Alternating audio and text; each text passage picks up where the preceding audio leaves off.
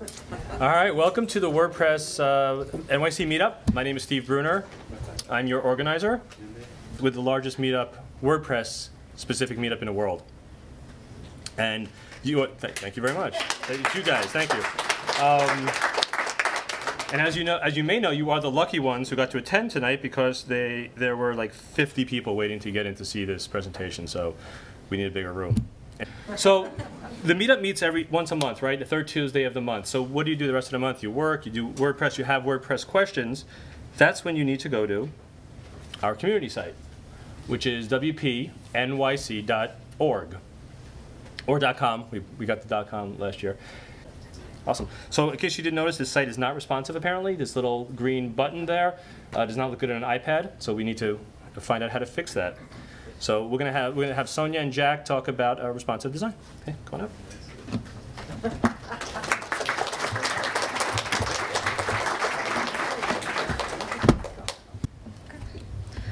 Hello, everybody. How's everybody doing tonight? Fine. So my name is Sonia Likes. I'm the co-founder of Green Diablo, which is a web design and motion graphics studio here based in New York. And I also actually just joined the CBS local team as the new UX designer. So I'm really excited about that. So I'm here today to talk about responsive design, what it is, the capabilities, sorry, I'm a little nervous. So what it is and how to use it, the different components of responsive design. So let me start by going back in time a little bit. When the iPhone first came out, mobile browsing started to get more and more popular. So web designers and developers, they started to create separate mobile versions of websites. So you would see mobile dot and the domain.com, for example, or m dot. And that was fine, but the problem was that every change that there was, that had to be done in 2 different versions. So at the beginning, that's fine, but now that there are so many different devices out there, it's nearly impossible to create a separate version for each mobile device.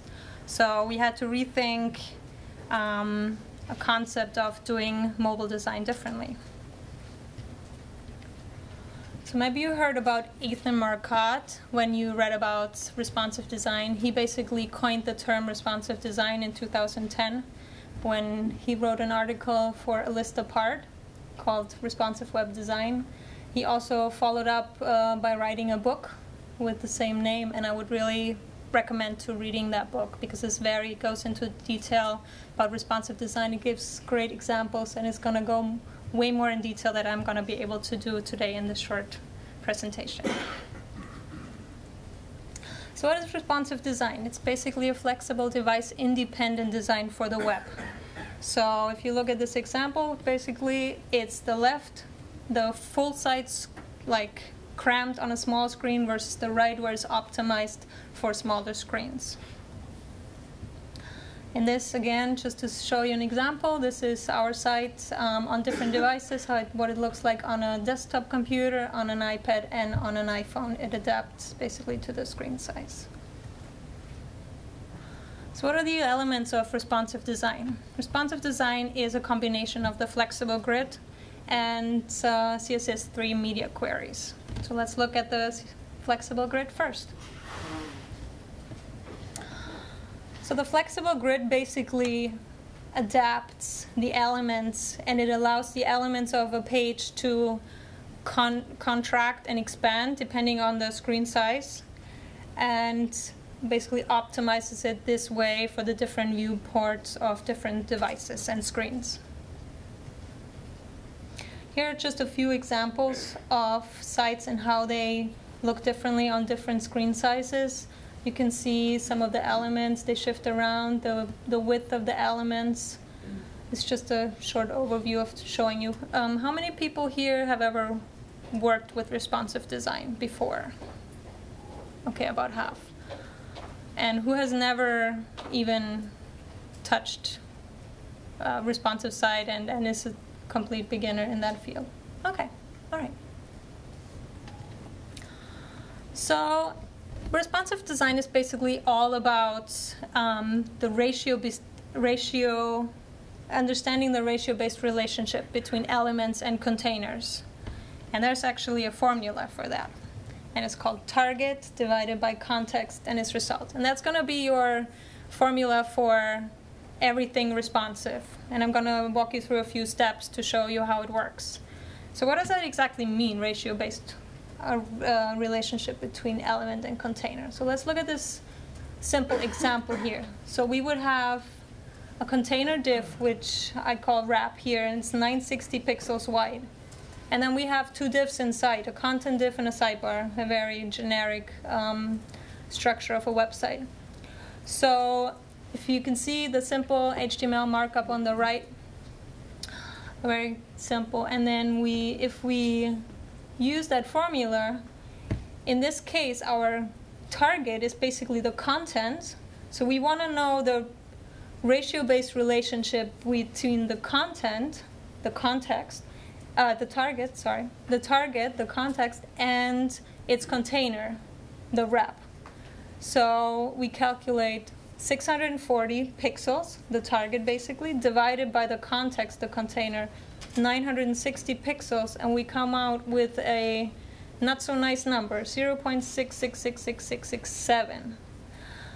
That's basically the ratio-based relationship between those two elements.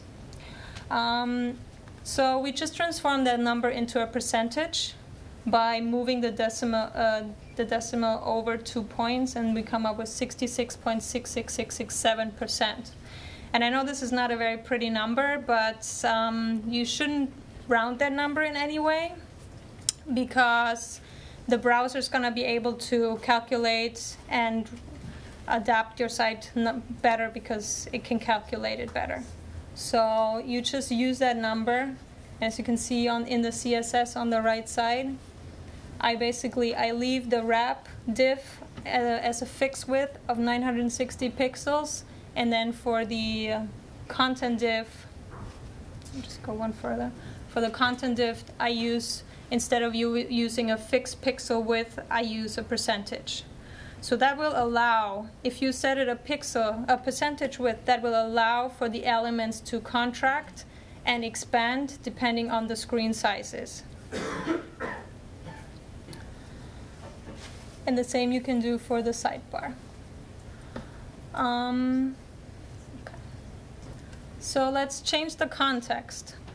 So it's always important to know the context. What is the container and which is the element inside the container that you want to adapt responsively.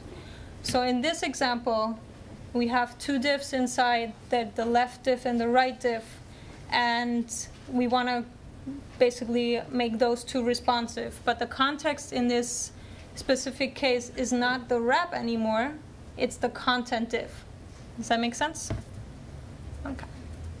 So we basically use the same formula, target divided by context is result. And in this case, we calculate the 290 pixels divided by 640 pixels, and we come up with a result of 45.3125%. Sorry. Okay, I hope I'm not going too fast. I'm going to go in a little more detail a little later. So flexible, almost everything. So there's all these elements on a site that you can make flexible. So you can basically make the fonts flexible by using the same formula. And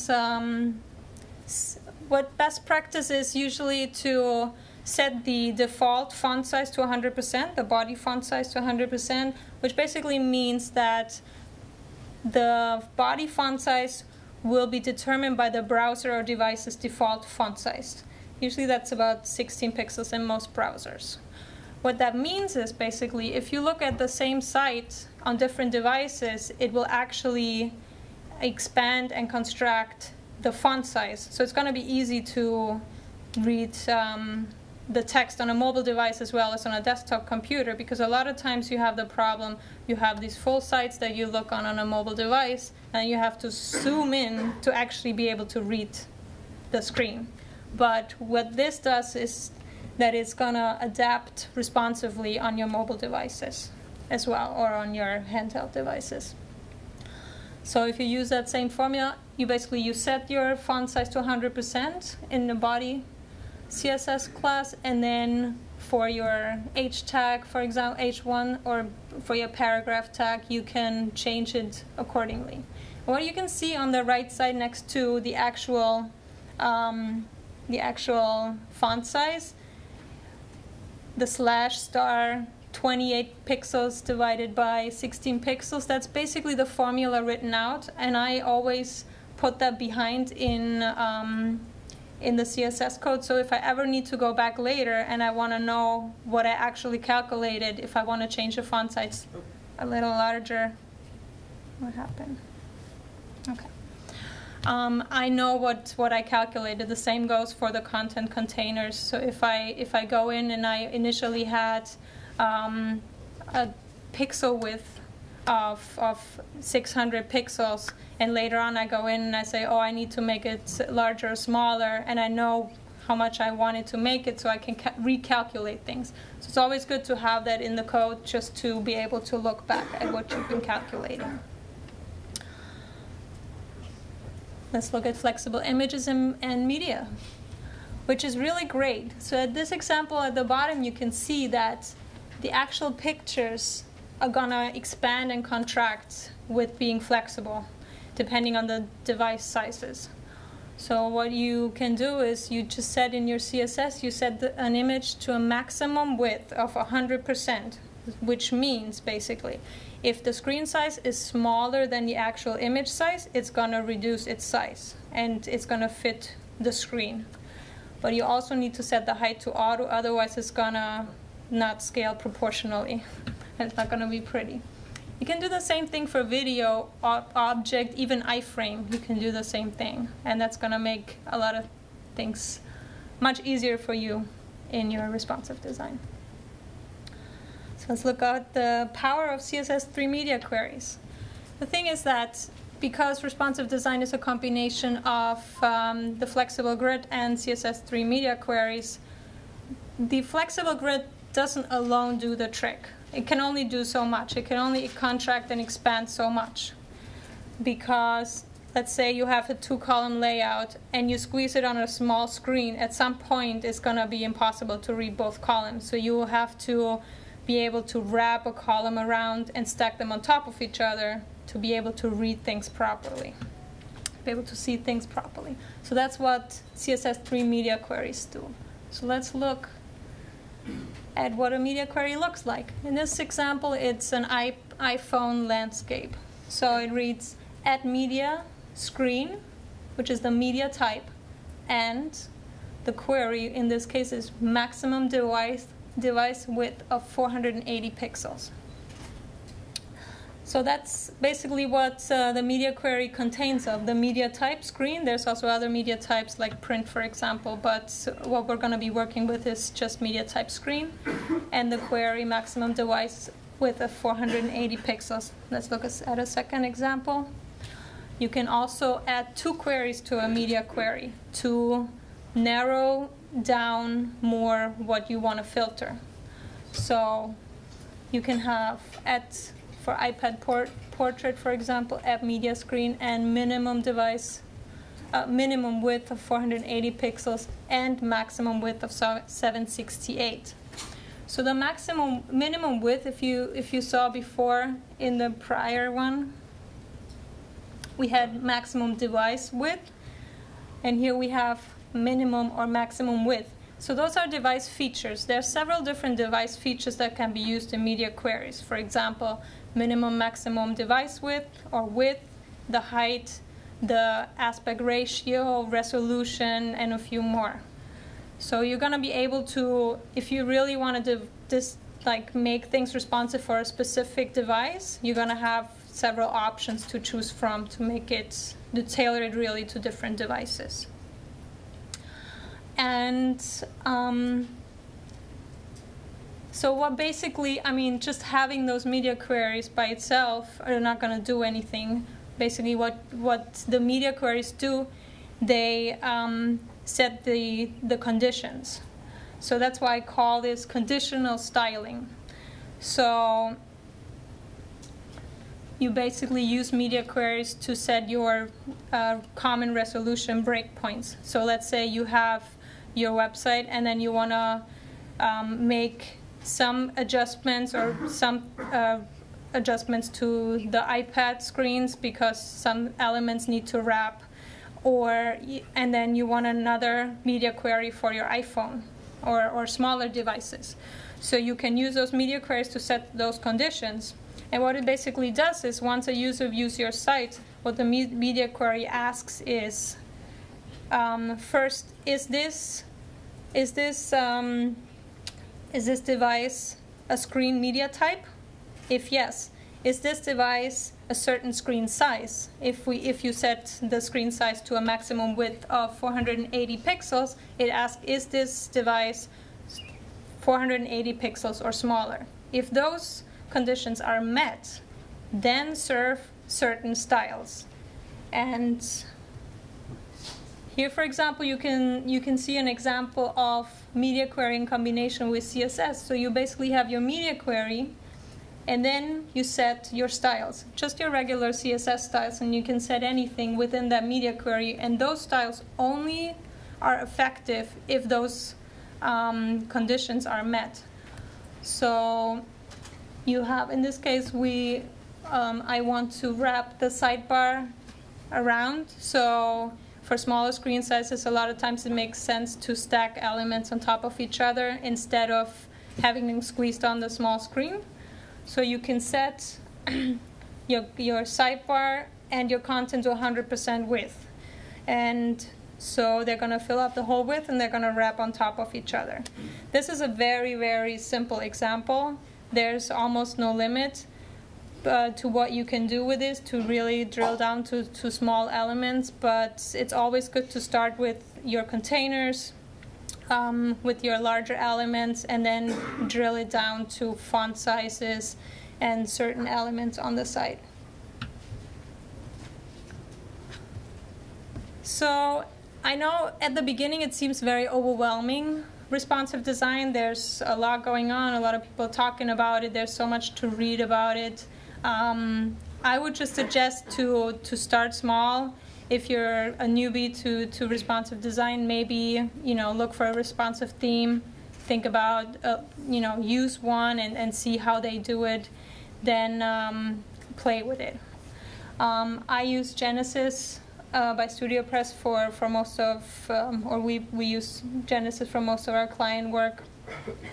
There are other ones also. I like the responsive themes from Theme Trust. They're pretty nice.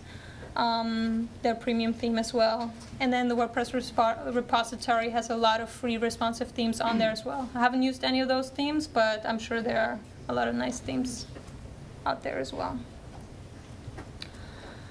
Some final thoughts. I would really suggest to start slow, to really create the grid, make the grid flexible. Just start with that. Then make your images flexible and your elements, your video or objects, and your fonts.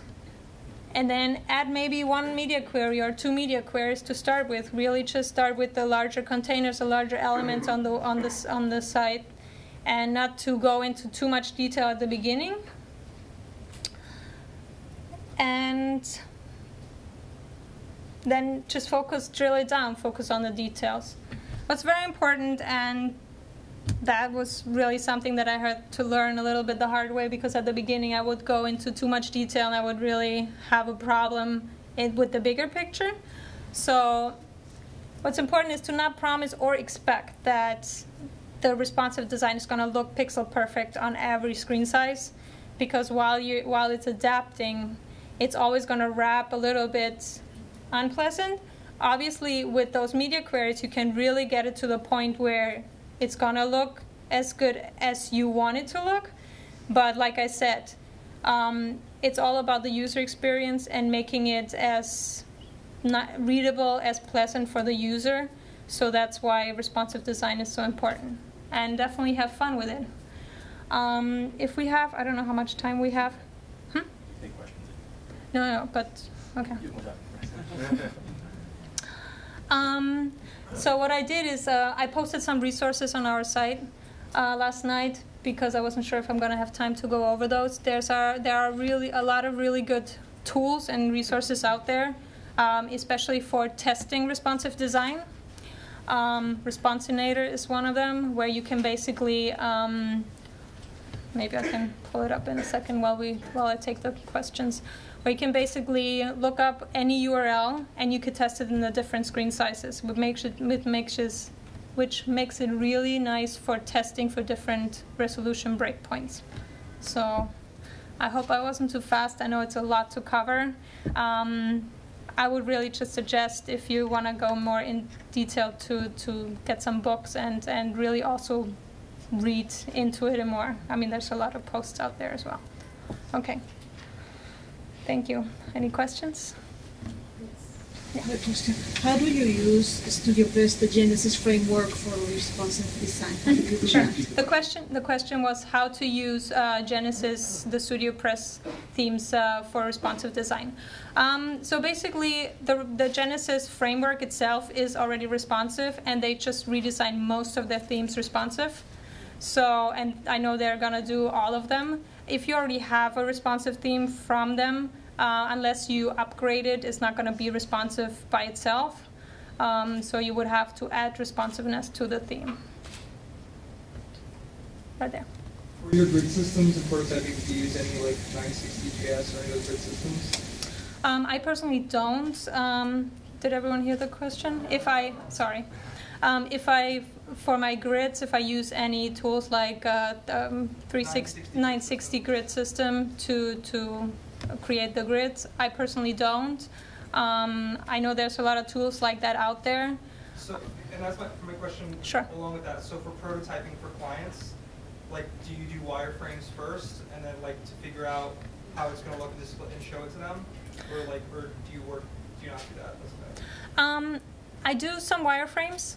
But then usually what I do is, I mean, it depends on the project, but I would usually just mock up, let's say, the home page and maybe one sub-page, because mocking up every single page with all the different different device layouts is going to be a lot of work. So I would do that.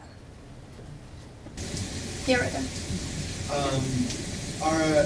I know that a lot of the declarations are used for responsive design in CSS may have some browser compatibility quirks with certain browsers. I know the world's changed a lot in the last couple of years.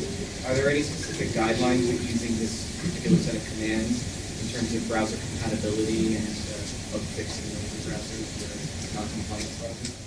Yeah, the question was about browser compatibilities with the CSS and the media queries, and how to go about that, where to find how compatible it is. I mean, there are, I forgot the name, you sent me a link. There are sites out, there are pages out there that... Sorry? CanIuse.com. Oh, CanIuse.com basically goes into about the compatibility with different browsers.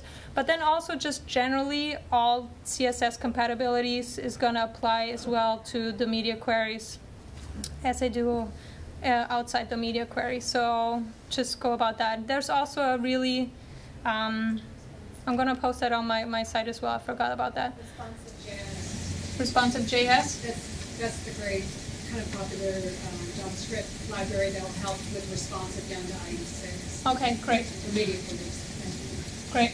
Also, there's a page out there called Prefixer, and what that does is you can put in your CSS, and they're gonna add all the compatibility for Moz and all of that to that. That's prefixer.com, I think.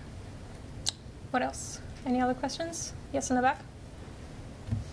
Two questions. The first is, have you experimented with the iPad 3 in terms of what is it doing with regard to pixels and and it's higher resolution. And the other is, have you investigated, do you have any solutions on the issue of trying to avoid specifying high-res images that you don't want to send down to small above?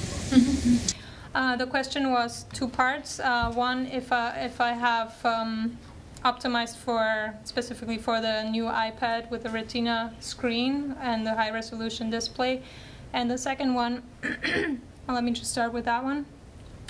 I personally have not. I mean, it just came out, so I haven't done anything recently. There's a really good article on StudioPress. It just came out today or yesterday about exactly that.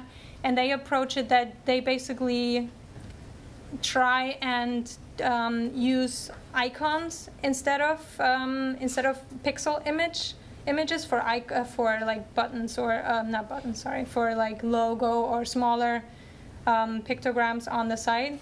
So maybe read up on that article. What was the second one? Sorry. Solving the problems that you don't end up downloading high-res images to small screen. Sure. I think that Jack is going to go into that in more depth in his presentation, so I'll refer that to him. Any more questions? Yes. Within a WordPress theme, is it possible to take a responsive theme and make a child theme and make it modifications? Or is the workflow different if you want to do a child theme based on a responsive theme? The question was what will be the workflow, or if it's possible to use a responsive theme and use it as a parent theme basically and make a child theme out of it. I think it would just work the same way as using any theme as a parent theme and using it, creating a child theme out of it. I know for example, Genesis is a responsive parent theme or framework and the child themes, but the thing is that the child themes would have to be responsive as well. So, at least the elements would need to have the same responsivity for it to work. More questions? No? Okay, thank you.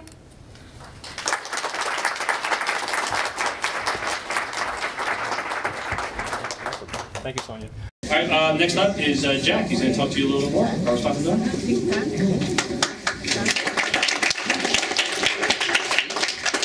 So, as I promised, I'm going to be covering the pros and cons of responsive design.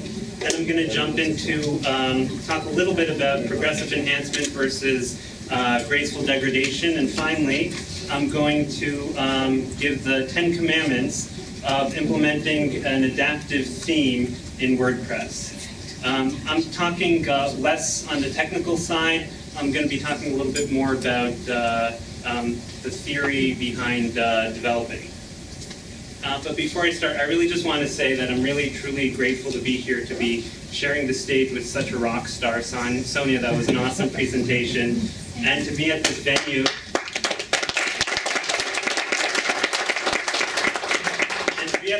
CBS local, it's pretty cool.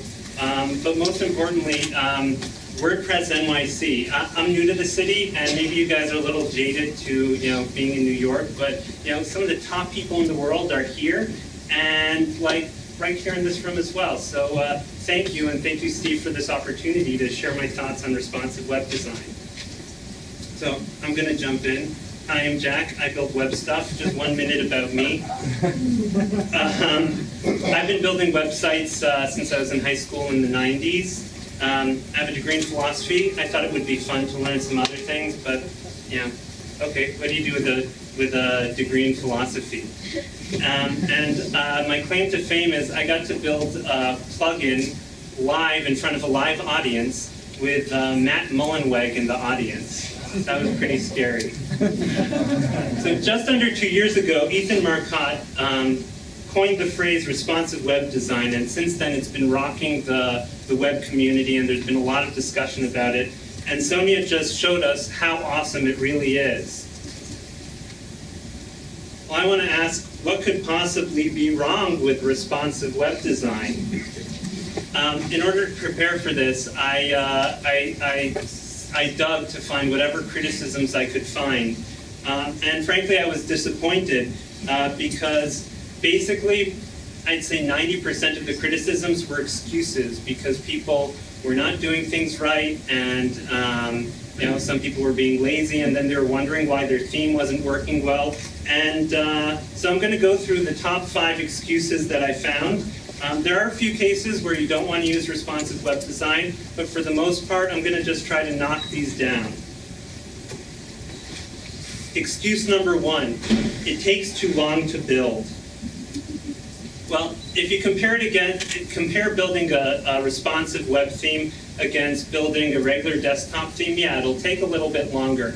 But if you tell your project manager that they'll be getting out of the deal not just desktop design, but also a widescreen design, an tablet design, and a mobile design, if you want to compare the 4 projects to the 1, I think you'll be doing quite a bit better with the responsive design.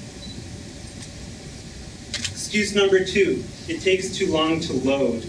Now, any site, if you build it wrong, will take too long to load. And I've seen a lot of stupid things people doing, but honestly, I think that if you start with your rich media full site, and then you do display none, display none, display none, until all you have left is the mobile site, that's the wrong way to go about doing it. You're not going to load well in your browser. If you have a rich media site and you need to have a full desktop rich media site, that's the way you have to have a separate theme. But most sites, if there's no reason for it to have everything that it has in the screen, and I'll get to that a little bit later. But just if you're smart about how you build your code and how you start from the bottom and you respect your code, then you're going to end up with a beautiful site that doesn't take too long to load. Excuse number 3, image resizing is bad. And yes, image resizing is bad. If you want to have a responsive site, so you have to make some certain calculations. If your site doesn't have a lot of images, maybe you can scrunch them down a little bit. Maybe you don't have to play with anything. But honestly, this was the biggest critique that came out when responsive web design hit the web. That everyone was saying, oh, they're resizing images, that's really bad for your browsers. And resizing images is bad, but honestly, I think that a lot of those people were jealous that they didn't think it up themselves. Personally, I'm jealous I didn't think it up myself because it's a stroke of brilliance. But when it first came out, that was the proof of concept. And since then, a lot has happened. There's a lot of great tools out there. Last week, Chris Coyer on CSStricks.com wrote a whole blog post about the different ways that you can load the right image to the right site. And since then, I think a WordPress plugin actually came out. There's a lot of great solutions, and I'll try to post them to the notes so that people can find them. So yeah, image resizing is bad. You don't want to load a huge image on your page and then resize it down to your mobile. You'll end up with multiple gigabyte sites. Excuse number 4, too many breakpoints.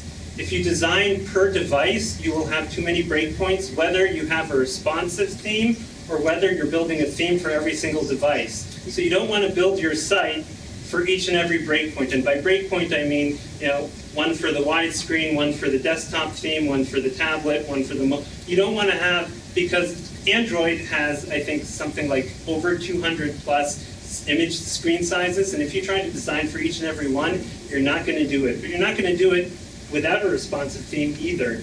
But if you focus on your code, on your content, and you design for your content and make sure that looks good in every size, then you're going to have a rocking site. Excuse number 5, different devices, different uses. Now, in my opinion, this is the truly legitimate excuse out there, because there are sites that need a lot of rich media on their site, and then they have to scale back for the mobile. And if you try to convert that by just hiding things, you have to get really, really creative with Ajax to only load it if it's the right device, and it's possible to pull it off with a responsive design, but you're probably going to be better with a mobile-only design. But most sites out there, the reason why they're filled with all this junk all over the screen is because these sites were designed by committee. Instead of focusing on the user's needs and focusing on the content, they were designed by committee. Know what you get when you design something by a committee? You get a camel. A camel is a horse designed by committee. It has a big hump to hold water. It can go for days in the desert, but it's not all that pretty. If you want your site to be a stallion, then you've got to focus on your users and focus on what their needs are and focus on the content, and then you'll end up with a beautiful site. So what could possibly be right with responsive web design with all these criticisms? One theme to rule them all. Instead, as Sonia touched upon this, I'm just going to go over it quickly. Instead of having 10 different themes, you have one theme. And instead of having to worry about, every single new device that comes out, you worry about your content and making sure your content looks good in the many different sizes. On top of that, and that's really a huge, huge gain. But on top of that, when you build something with responsive web design in mind, what it does is it adds a level of complexity to the design process that forces the stakeholders to really assess what is important in your site. And I think that's the true hidden gain of responsive web design. In the book Mobile Design, Luke W., it's a brilliant book, I highly recommend it. He says, design is the process of gradually applying constraints until an elegant solution remains. Complexity is good, constraints are good. There are two ways to build something with responsive web design. The first is to start with a website and then cut things out and nudge things until it looks good on the phone. And that can work, but that approach is called graceful degradation. And graceful degradation is that amusement park ride that you couldn't ride because you were too short. This approach can work for very specific things. If you have a very media-rich, heavy web app like Angry Birds, then you're probably going to want to go with the approach of graceful degradation. You build the most advanced, beautiful app for your browser, for the top browser. Then you make sure there's some sort of experience in other browsers, letting people know that they can get the real experience in Chrome. But not everyone is building Angry Birds. But if you focus on your users and you focus on your content first, that's called progressive enhancement. And that's when you start with a solid foundation, making sure your content looks best in the early browsers, IE6. It's important. If you have a huge site with hundreds of millions of visitors, 1% is 1 million people, and you don't want to forget about those people, even if they're the ones using IE6. I just want to share one small quote from the book Adaptive Web Design. Aaron Gustafson wrote this, and I relied heavy upon it to prepare this presentation. And I don't think anyone can say it better. It says, progressive enhancement isn't about browsers, it's about crafting experiences that serve your users by giving them access to content without technological restrictions. Progressive enhancement doesn't require that you provide the same experience in different browsers, nor does it preclude you from using the latest and greatest technologies. It simply asks that you honor your content and your users by applying technologies in an intelligent way, layer upon layer, to craft an amazing experience. Browsers and technologies will come and go. Marrying progressive enhancement with your desire to be innovative and do incredible things in your browser is entirely possible as long as you're smart about your choices and you don't lose sight of the user. Just one beautiful example of progressive enhancement. This is a site in IE7. This is a site in IE6. It's actually the same site. Now, this was done using cascading style sheets. I'll touch upon that a little bit later. CSS, but the cascading part of CSS. And this is what's possible. I'm not saying to do this because that messes with the brand, and you never F with the brand, so don't do that. Enough preaching. I want to get into the 10 commandments of making your WordPress theme adaptive. So, commandment number 1, keep content king. That means you want it accessible by all. I said this before, I'll say it again, respect your content and respect your users. And if you start building your theme, when you approach your turning your theme into a responsive theme, you're on the right track.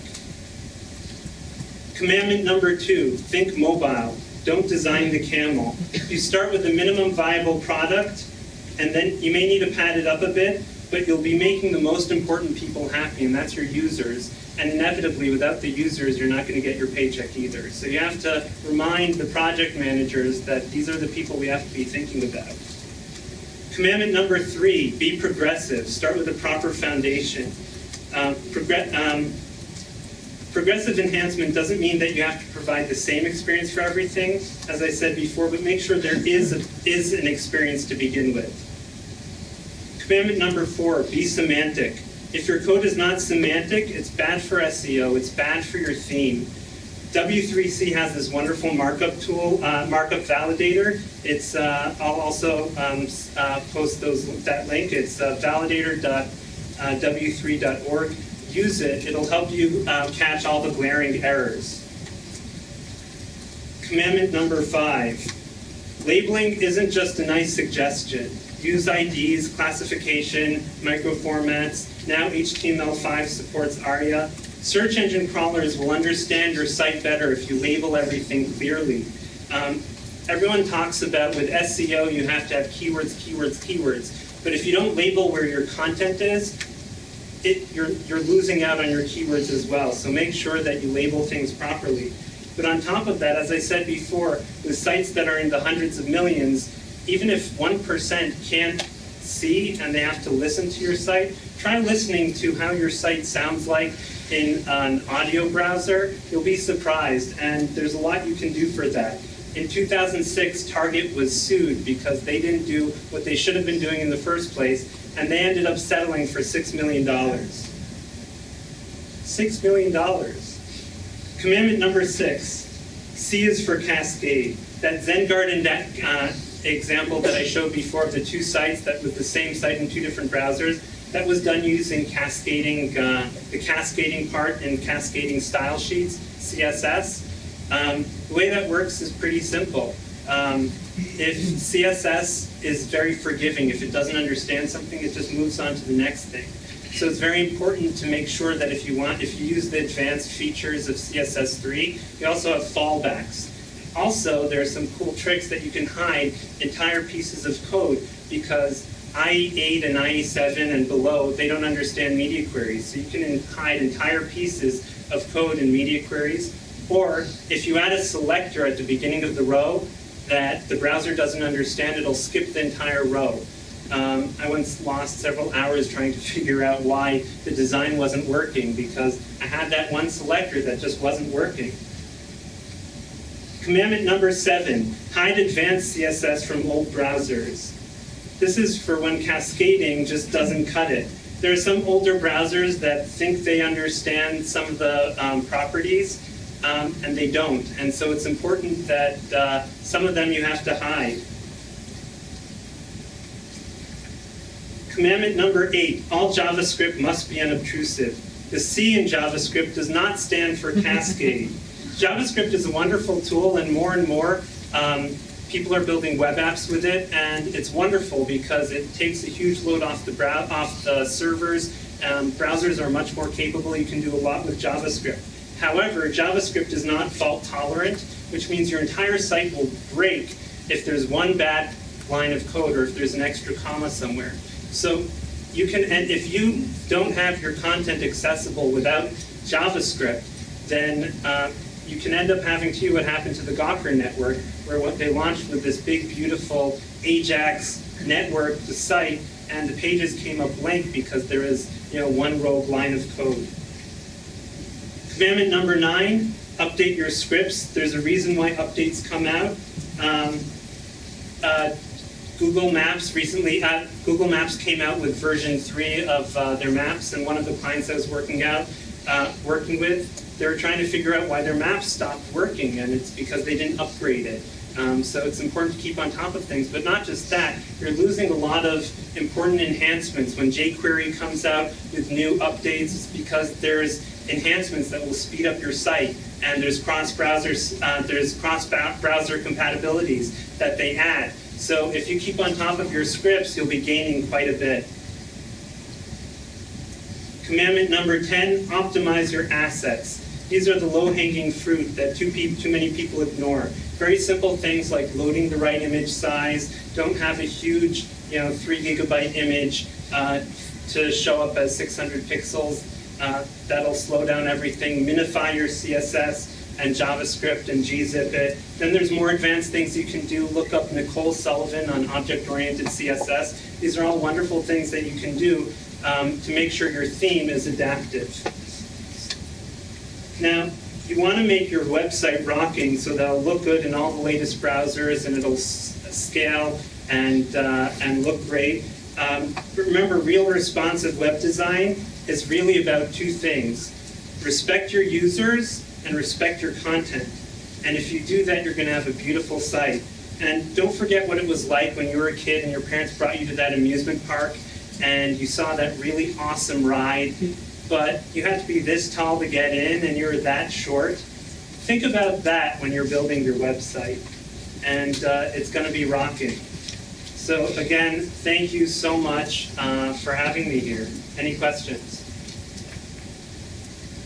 Can we go back to that commandment number 2 for a second? Sure. I don't remember that commandment. Think mobile.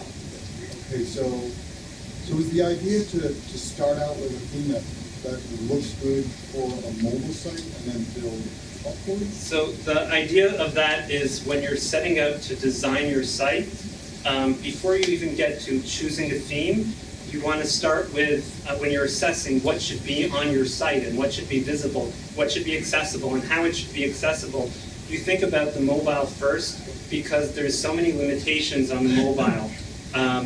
As far as navigation, you don't want to have the whole first screen be just your navigation, because then people won't see the content. If you load big, huge, heavy things in your page, then the page won't load up quickly. So think mobile as an entire approach to building websites. If you start with the minimum viable product of what it is your users really need, and then build from there, sometimes you're going to have to add the heavy things, but you want to start with that basic concept so that you can keep that in mind. Does that answer your question? Any other questions?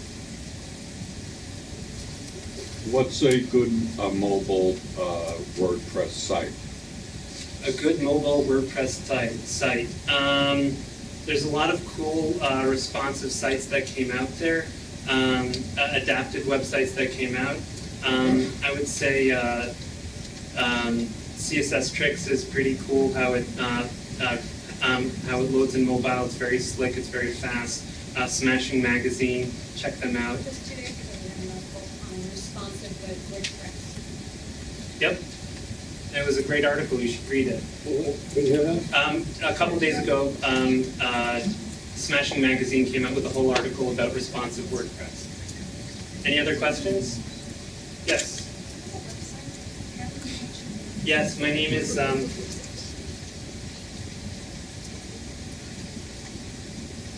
My name is Jack Reichert. You can follow me on Twitter, at Jack Reichert. My website is jackreichert.com. It's all really simple. Just get my name and you'll find me there. If you enjoyed the theme, I tweet this stuff all the time. If you enjoyed the talk, I tweet this stuff all the time. Any other questions? You said audio browser. Is there a specific one that you use? I have a Mac, so it's built in. The question was audio browsers, which one I use. I have a Mac, so VoiceOver is built into Mac. You can Google it quickly. There's great instructions how to set it up. And it's pretty scary how sites come out. I just did that this past week, and I'm going to have to overhaul my site to make it work well. Any other questions? What was the name of the adaptive book you said? Adaptive Web Design by Aaron Gustafson. It's right here. His name is right here. Oh, okay. Thank you.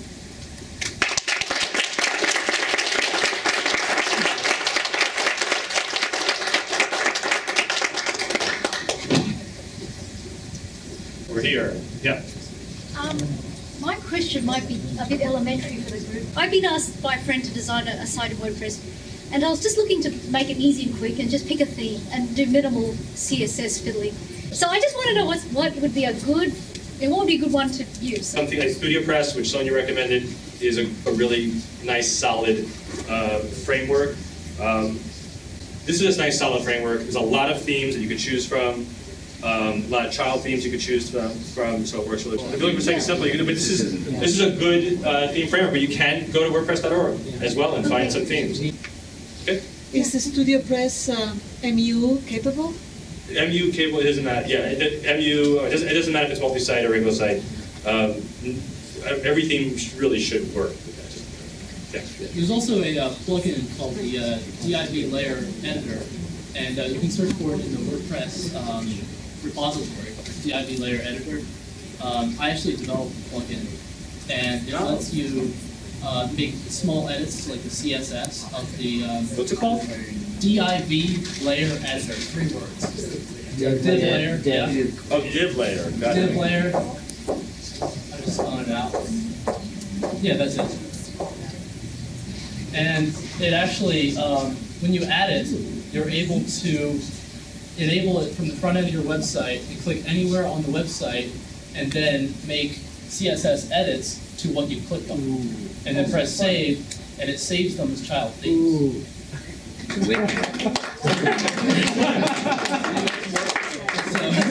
We'll check it out. Little pitch for our plugin. Very nice. Yeah. Question related to that. What we learned here tonight about responsive themes in the CSS is that if there's a theme I have and it's not responsive and I want to make a child responsive, is that a way to go about it? Like yeah, absolutely. So then like it'll be fine. Like it'll be absolutely fine. You can override all the CSS rules in your parent theme with your child theme. In many ways you could do it. You could just do it in CSS, or you could just totally tell it not to load the CSS, not even load the parent CSS. You could definitely do that. I was going to actually make a comment. Okay. Believe it or not, I had a client that did not want his site responsive, and I was using Genesis. So I had to remove the CSS for responsive and the media query they're publishing for full. Some people. A lot of old school clients who come from maybe a print background want their website to look exactly like a magazine and every browser and every look and everything, and that's just not. It's a different media, and I think that becomes an issue. So that was nice, right? We'll cut that part out. Yeah. So I think we were just talking about it earlier. I think it was mentioned that what is it, Genesis and the StudioPress themes are already responsive. So does that mean that they will automatically sense what the browser is, what the size of the screen is that they should? I mean, I'm not sure. Do they media queries built in? Yeah. They must have. Yeah, they all have media queries built in and everything. The problem comes in when you customize the child theme. If you add anything in addition, then you will have to add those styles into the media queries as well if you want those new elements to be responsive as well. But out of the box, like I said, most of the, like let's say StudioPress, most of the child themes are already responsive, and they're in the works of making all of them responsive. So yes. Okay, thanks. And then there's a plugin called WP Mobile Detector, which you can just throw on any theme and it'll make an adjustment, right? I'm like a detector. With, oh, perfect. This is it. So that's what I wanted to show you. So this is right. So this is an example of a responsive theme, right? So this is main StudioPress site, and as you change the size of it, it's all gets responsive. So just an idea of how responsive this works. They got it? Oh, no, Smashing Magazine. They do? Okay. Smashing Magazine? Art World too is a good one too.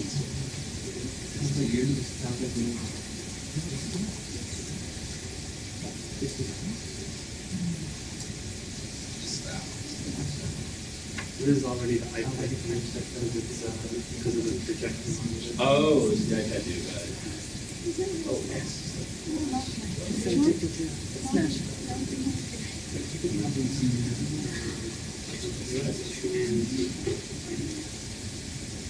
Command plus or minus. Zoom. Yeah. No, it's not. Yeah, that's not the same kind of zoom. No. The site's detecting it at a different resolution. Yeah. No, I understand.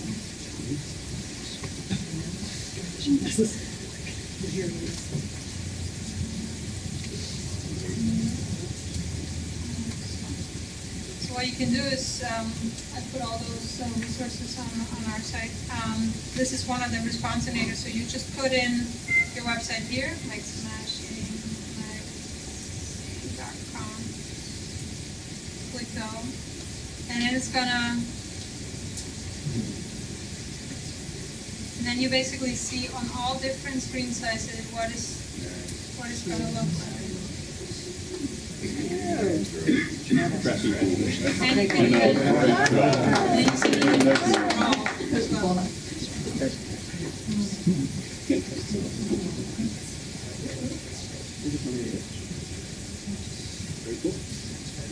And there's a few resources, a few sites that do that.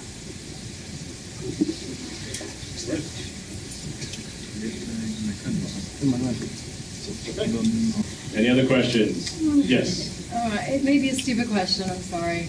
I'm still not quite clear about the gentleman who gave the presentation, sorry, Jack, about the mobile, and you don't want to be writing all this code that says do not display, do not display, do not display. So how do you get it to not display if you only want your mobile to show, let's say, your main content in a sidebar and not maybe a whole bunch of other little widget things that you have on your site? So there's several ways to do this. The first is your approach from the beginning when you're designing it. When you're thinking about what you want to add in your site, you just don't include it from the beginning. There are other ways. Do not display isn't necessarily a bad thing to do, as long as you're doing that on non-heavy elements. If you're doing it on a media player, that's a bad idea because it's going to be really heavy. You'll be loading the whole player and you're just not showing it. That's a bad idea. If it's just a blog post here or there, we're talking about text. It's maybe a few dozen kilobytes of, and that's something that you can weigh. It might be worthwhile to just do not display if it's just a sidebar thing that isn't very heavy. And you should weigh each element and figure out how much is this going to weigh on the browser. Is this a good idea to load or not? Can I get away with just hiding it?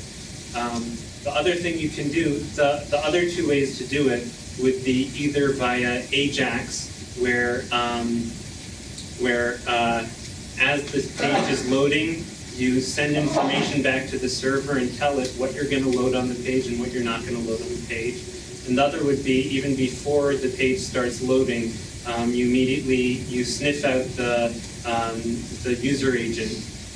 There are scripts that the servers can figure out what browser you're viewing it in, and then you just load something completely different. That's how a lot of the mobile-only themes work. Switchers work. They see what theme it is. They see what browser you're viewing it in, and then they'll switch you to a different theme, or they'll only load partial some things and not others.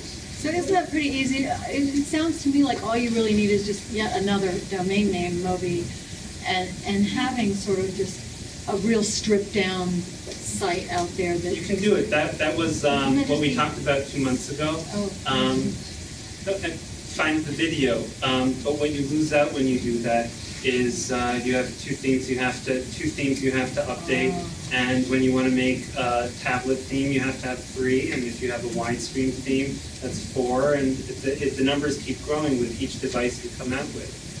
But if you approach it from the beginning and really think about what it is you need, or you use these other tricks to only load some things and not others, then you can hide it effectively.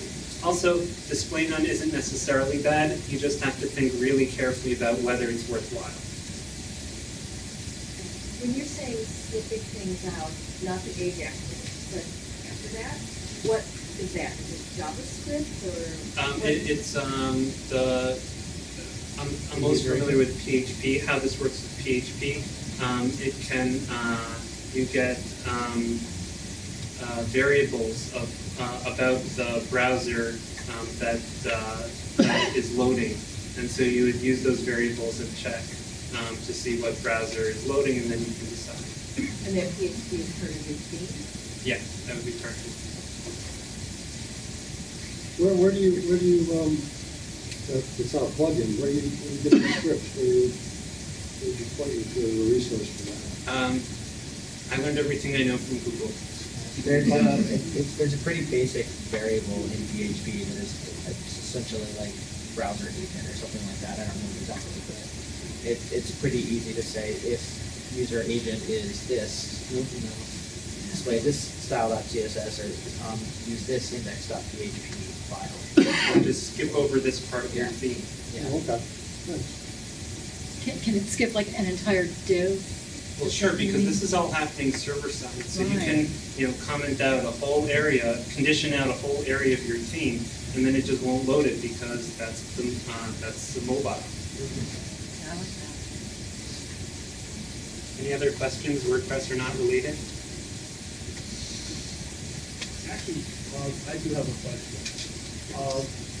You seem to be not so much incorporated with degradation, and I wanted to ask a little more in depth, why is that so much?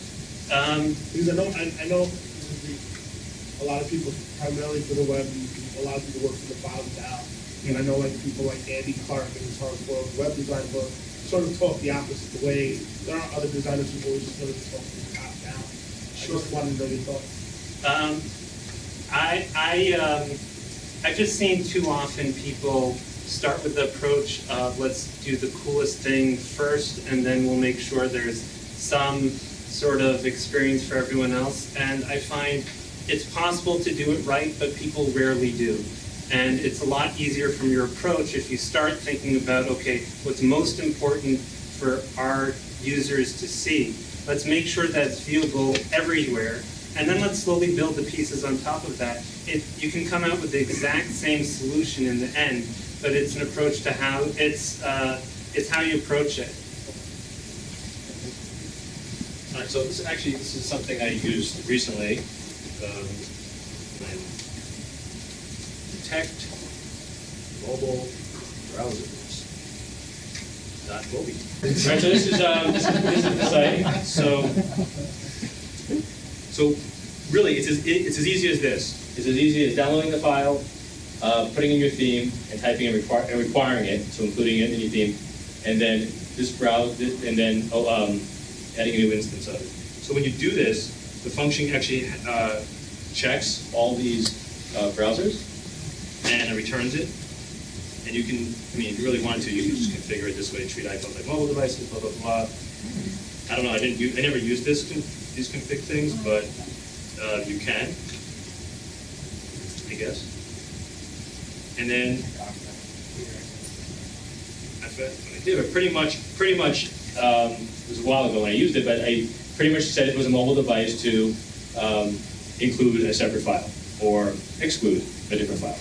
It was actually really easy. I think I just used it as a conditional. If mobile, if $mobile, do this or do that. Okay. Actually, what I use it for? I used it for this. If you want to really look at the code that we did, but there's a plugin that I wrote generally flyout, and it's like this little flyout thingy that pops out on the side, and it was like screwing up mobile sites. So we just included it in here. It like flies out the side, right? So on an iPhone, it was like, whoa, what's going on? So we just said if you're on a mobile site, don't do anything. So that was it. So if you want, you can download this plugin, check out the code. It's in there. Any other questions? Yes. One of the presenters mentioned a website where you can give it your style sheet, and it'll update that style sheet to include all the browser specific tweaks. Mm-hmm. What was that site? I missed it. Prefixer. Prefixer? Thank you.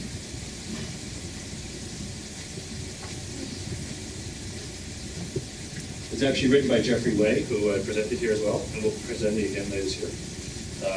But pretty much what it does, you type in one code and it... Exactly. You type in your code here, and then at the bottom, you go down a little bit more, there's a button, prefix, on the right.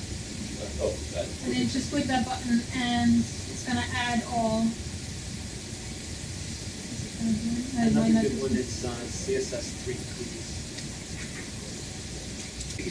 Right. In there. Pretty much, I mean, you type in box shadow and it adds all. And it adds those in. It adds the WebKit in and most transitions. Personally, I love less, because then you have mixins and you just have the... Less framework? Less framework, less CSS. Less what? Oh, less CSS. Less CSS. Another one. We'll collect all these links, we'll post them on the site. Any other questions? That's it, really? All right, we're out of here. All right, thank you very much. Good night.